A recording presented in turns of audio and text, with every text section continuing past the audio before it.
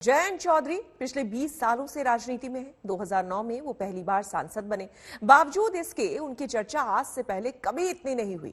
अखिलेश यादव ने जयंत के साथ मुजफ्फरनगर में प्रेस कॉन्फ्रेंस करके अपनी ताकत दिखाई।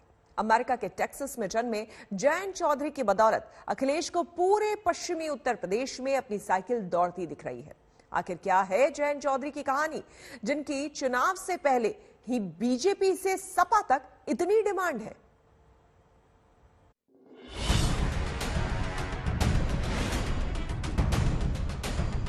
ये चुनाव सिर्फ मेरे लिए व्यक्तिगत तौर से महत्वपूर्ण नहीं है, देश के अस्तित्व के लिए चुनाव है। चाहे जो चुनाव का रिजल्ट आए, आप भाजपा नहीं ज्वाइन करेंगे? मैंने बहुत सोच समझ के निर्णय लिया।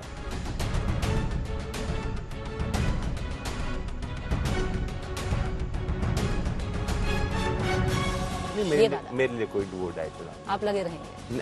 मैं लगा रहूंगा, बट ब्रेक नहीं होंगे। ब्रेक नहीं होंगे।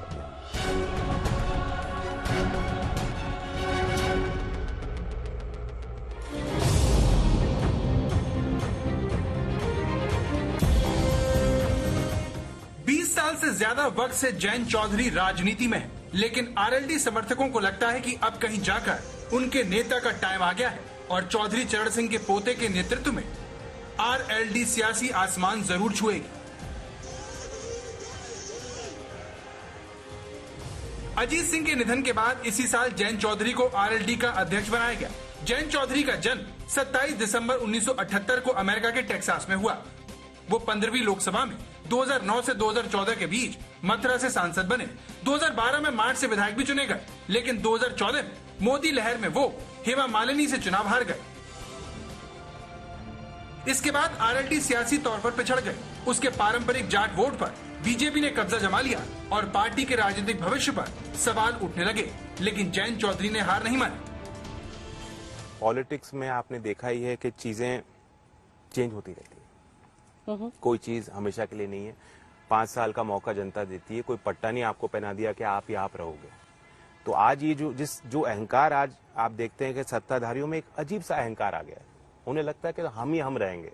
बीजेपी के पक्के उन्होंने कार्यालय बना दिए, सारे संसाधन जुटाकर वहीं लगे हुए हैं।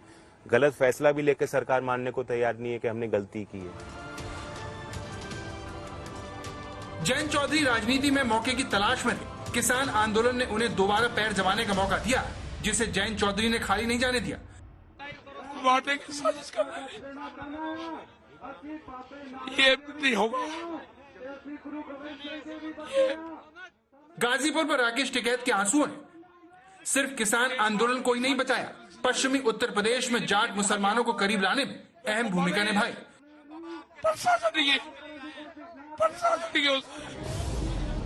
जयंत ने फौरन गाजीपुर बॉर्डर पर जाकर राकेश टिकैत का समर्थन किया और पश्चिमी उत्तर प्रदेश में आयोजित होने वाली खाप पंचायतों ने उन्हें एक बार फिर वेस्ट यूपी की राजनीति के केंद्र में लाकर खड़ा कर दिया। छाँव हो, सर्दी हो, गर्मी हो, किसान वैसे ही देखता है। तो ये तो बहुत हिम्मत वाले लोग हैं। जब 65 दिन उन्होंने देखे हैं, आंसू गैस और पता नहीं क्या क्या लाठी खा के पहुंचे हैं लोग, किसान देश भर के, तो उनके अंदर जो दृढ़ निश्चय है उसे आप कमजोर मत आकिए। मैं सरकार से भी अपील करता हूं कि बैकफुट पे जाने अगर सरकार पीछे हटती है तो कोई कमजोरी नहीं झलकेगी, बल्कि उनके नेतृत्व को और बढ़ाया जाएगा। कृषि कानूनों की तरह जो लखीमपुर खीरी में किसानों को कुचला गया, तो जयंत चौधरी ने किसानों के साथ खड़े होकर अपनी छवि को उनके हमदर्द के तौर पर और गहरा किया। अपने पिता को गुरु मानने वाले जयंत चौधरी ने लंदन स्कूल ऑफ इकोनॉमिक्स से पढ़ाई करने के बाद राजनीति में एंट्री ली। किसानों से जुड़े मुद्दे उठाकर धीरे धीरे उन्होंने जाट बहुल पश्चिमी उत्तर प्रदेश में अपनी अलग पहचान बनाई। आज जयंत चौधरी की गिनती उत्तर प्रदेश की राजनीति में उभरते हुए नेताओं के तौर पर होती है, जिनकी राजनीति पर अच्छी पकड़ है। जयंत राजनीतिक संदेशों को कितनी अच्छी तरह से समझते हैं, उसका उदाहरण बीजेपी के उन्हें दिए गए ऑफर से पता चलता है, जिससे बीजेपी ने अपने प्रति जाटों का गुस्सा कम करने की कोशिश की, लेकिन जयंत ने इससे आगे की बात भी पकड़ ली। उन्होंने बात तो मीठी करी है, लेकिन उसके पीछे जो उनका एक डिजाइन है, जो इंटेंट है, उसमें एक राजनीतिक षड्यंत्र मुझे लग रहा है। एक जो बंटवारा है, उस बंटवारा को जिंदा रखना चाहते हैं। वो जो दर्द है, वो जो पीड़ाएं हैं लोगों की, उसे याद दिलाना चाहते हैं। जयंत चौधरी के पिता अजीत सिंह 35 सालों तक राजनीति में रहे। इस दौरान उन्होंने सियासी फायदे के लिए सभी दलों के साथ गठबंधन किया वो वाजपेयी सरकार में भी मंत्री थे। बीजेपी ने आरएलडी की इसी छवि को अपने फायदे के लिए इस्तेमाल करने की कोशिश की, लेकिन जयंत ने दो टूक लहजे में बीजेपी के साथ जाने से इनकार कर दिया। मैंने बहुत सोच समझ के निर्णय लिया और मैं सिर्फ आज या कल के लिए फैसला नहीं ले रहा हूँ। अभी जो मेरी उम्र है, इस अवस्था में अगर मैं लंबी सोच नहीं रखूंगा, एक विजन के साथ काम नहीं करूंगा, तो फिर कब करूंगा? अगर मैं आज जोखिम नहीं उठाऊंगा तो 60 साल की उम्र में मेरी वो अवस्था नहीं रहेगी, वो हिम्मत नहीं रहेगी शायद। तो बहुत ही धैर्य के साथ और बहुत ही विवेक के साथ हमें फैसला लेना है। मैंने जो निर्णय लिया है वो मेरे वर्ग के लिए, मेरे लोगों के लिए मैं मानता हूं अच्छा है और लंबे समय तक हमें फायदा मिलेगा।